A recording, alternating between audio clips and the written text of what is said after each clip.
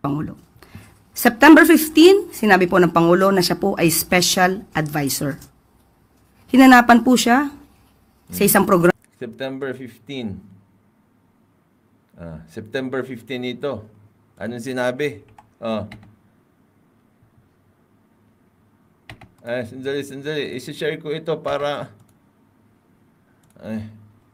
I-share ko ito para sunugin natin ng todo itong sinungaling na to. Tingnan nyo.